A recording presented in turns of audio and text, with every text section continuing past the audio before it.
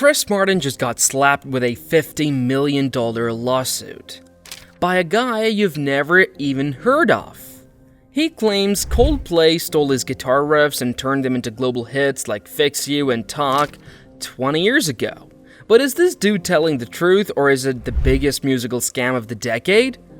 Let's start with the basics, because most of us had never even heard the name Eli Rivers before this lawsuit.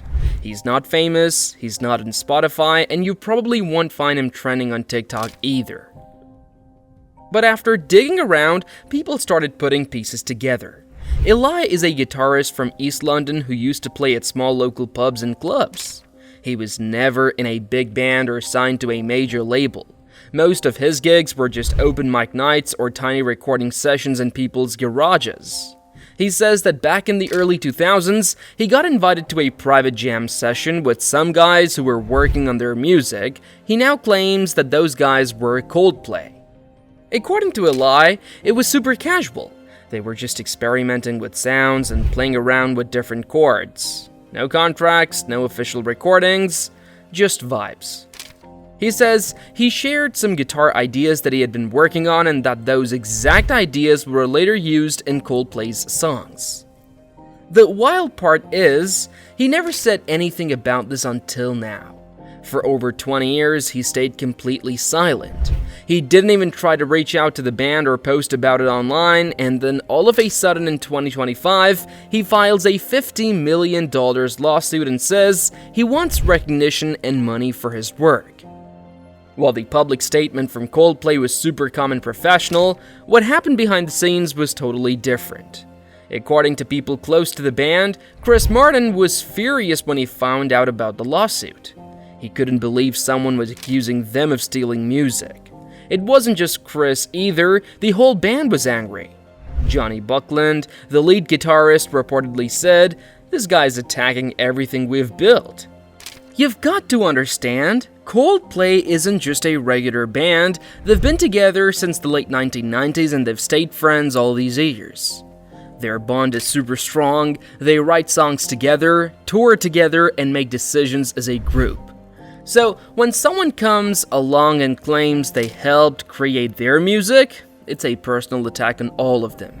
It felt like someone was trying to erase their history. At first, the band thought it was a joke. Like, who is this guy? Is this a prank? But then they saw the legal papers and it got real. Chris called up their lawyers, and they immediately started reviewing every old recording, every studio log, every scrap of paperwork from back in the early 2000s.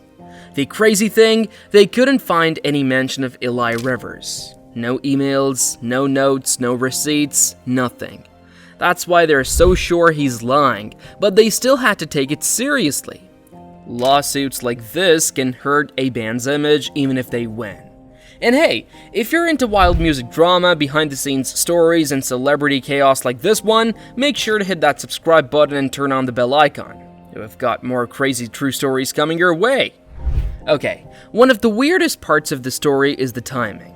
Like, why did Eli Rivers wait for over 20 years to file a lawsuit? If Coldplay really did steal his music, why not say something back in the 2000s when those songs first came out? That's what makes a lot of people question this whole thing. Something he waited on purpose, like he was watching from the sidelines, seeing how big Coldplay became, and then decided to make his move when they were super rich and successful.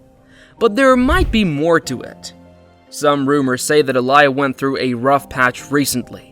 People on the internet started digging and they found out he had filed for bankruptcy a few years ago, and if that's true, maybe he needed money and thought this was a way to get it. Others say he only just realized that some of the music in Coldplay's old songs sounded like his old demos. Maybe he heard Fix You on the radio or in a movie and was like, wait, that sounds familiar. But still, even if that happened, waiting 2 decades makes it really hard to prove anything. In court, there's something called a statute of limitations, which means you only have a certain number of years to file a case after you find out something's wrong. Eli's trying to say he just discovered it, but people aren't buying that. Some fans also think he timed the lawsuit because Coldplay is planning to release a new album soon. Maybe he wanted attention or figured they'd settle quickly just to avoid bad press. But Coldplay didn't back down, they chose to fight it legally. The lawsuit says Eli deserves royalties, which means a cut of all the money the songs have made over the years, and that's already millions of dollars. But on top of that, Eli also wants damages for emotional stress. He says it ruined his mental health knowing his ideas were stolen and made famous without him. That part alone was listed for like $15 million. He even asked for $5 million to cover legal costs and something called reputation recovery. Basically, he's saying his name should have been known worldwide, and now he wants payment for being forgotten. Some lawyers who looked at the lawsuit said parts of it felt like a stretch. Like, how can you ask for millions of dollars for being emotionally hurt about something you didn't mention for 20 years? Others said if he really has proof, like old demo tapes, notes, or witnesses, then the case might actually have a shot. But the big issue is evidence. Eli's entire case depends on showing that what he played or wrote back then is the same as what Coldplay used later. And since there is no official recording of the jam session, it's basically his word versus theirs.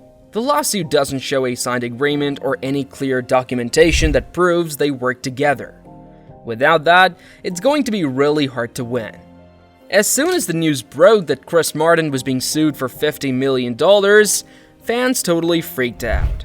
Some were shocked, some were confused, and others were straight up mad. Coldplay fans are super loyal, they've been following the band for over 2 decades, so when someone random shows up and says, "Hey, I wrote those songs," most people didn't believe it for a second. Twitter exploded with memes and jokes like, "Next week I'm suing Coldplay for stealing my diary entries." People didn't hold back. There were tons of hashtags like hashtag Coldplay forever, hashtag fake lawsuit, and even one that said hashtag Eli who. Some fans were even making fun of Eli's name, calling him Eli Reaches because they felt like he was reaching too far with the lawsuit. But not everyone was roasting him. A few people said we shouldn't jump to conclusions. They were like, what if he's telling the truth? What if he really did get used and ignored? Some music fans, even those who weren't huge Coldplay stans, started comparing old Coldplay songs to guitar riffs from lesser-known artists, just to see if they noticed anything similar. Reddit threads got super deep with people analyzing the exact guitar chords and talk and speed of sound. One post even had a full breakdown showing how the melody and talk might have been inspired by a Kraftwerk song, not anything Eli made. So that added another layer. People started asking, is Coldplay inspired by Eli or by someone else entirely? On YouTube, some creators made full videos titled things like "The Truth Behind Coldplay's Lawsuit" or "Did Chris Martin Steal These Songs?" Those videos got thousands of views and the comments were split. Some defending Coldplay, others saying they should just pay the guy and move on. A few fans even started messaging the band directly, telling them not to settle because they believed the whole thing was fake. While the fans were going crazy online, people in the music industry had a very different reaction. Producers, music lawyers, and artists started talking about this case in a more serious way. A lot of them weren't even focused on whether Eli Rivers was telling the truth. Instead, they were worried about what this lawsuit could mean for the future of music. Some producers said this could set a scary example. If someone can sue a famous band decades later without solid proof, then what's stopping other people from doing the same? One music lawyer even said in an interview, this could open the floodgates. Anyone who once shared a song idea in a garage might now feel like they can sue a superstar. And let's be real, music is often made by jamming, testing ideas and messing around. Not everything is written down or recorded, that's how creativity works. But now musicians might be too scared to share ideas unless they have contracts in place for everything. It could make the whole process way more stressful and less fun. On the flip side, some people in the indie music scene actually supported Eli. They felt like he might represent all the unknown artists who never got their fair shot. One small-time producer tweeted, "This lawsuit might be messy, but it's also shining a light on how easy it is for big names to overlook the little guys." So even though most of the big names in the industry backed Coldplay, some underground musicians saw this as a wake-up call. They started talking about the need for better credit systems, more transparency, and fairer royalties, even for small contributions.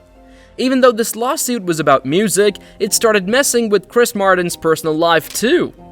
Imagine waking up every day to headlines about someone suing you for $50 million. That kind of stress doesn't just stay at work, it follows you everywhere. People close to Chris said he became quieter than usual. He still showed up for studio work and meetings, but friends noticed that he wasn't smiling as much. Some even said he stopped doing his regular yoga and meditation sessions for a while. And for a guy like Chris, who's all about calm and peace, that's a big deal. He also has kids, and sources say he didn't want them reading about the drama online. One article mentioned that Chris actually talked to their teachers to make sure they were protected from the media noise. That says a lot about what kind of person he is. Even while being sued, he's trying to keep his family out of it. There were also reports that his ex-wife, Gwyneth Paltrow, reached out to offer emotional support. They're not together anymore, but they're still friends. Some fans found that really sweet, like despite everything, she still had his back. A few paparazzi started following him more than usual, hoping to catch a breakdown or angry reaction. But Chris didn't give them that. He mostly stayed quiet in public, letting his legal team handle everything. Even on stage, fans noticed he seemed more serious during performances. He still sang beautifully, of course, but the usual playful energy wasn't always there. And can you blame him? He's being accused of stealing something that made his band famous. That kind of thing can shake your confidence even if you know you're innocent. So after all the drama, media buzz, and online debates, what actually happens next? Well, the case is still in the early stages. That means the court hasn't made a decision yet, and it could take months or even years before we know how it ends. Right now, both sides are gathering evidence, preparing arguments, and probably trying to dig up anything that can help them win. Eli Rivers has said in interviews that he's not backing down. He says this isn't about money anymore, it's about getting the credit he believes he deserves. Whether that's true or just a smart way to sound noble, nobody really knows. His legal team seems confident, but a lot of people still think the case is weak. Without clear proof, it's hard to believe a judge will side with him. Coldplay's side, especially Chris Martin, has stayed pretty quiet since their one official statement. They are focusing on their music and letting their lawyers do the talking, and honestly, that's probably the smartest move. The more they say in public, the more the media twists it, so keeping it low-key makes sense.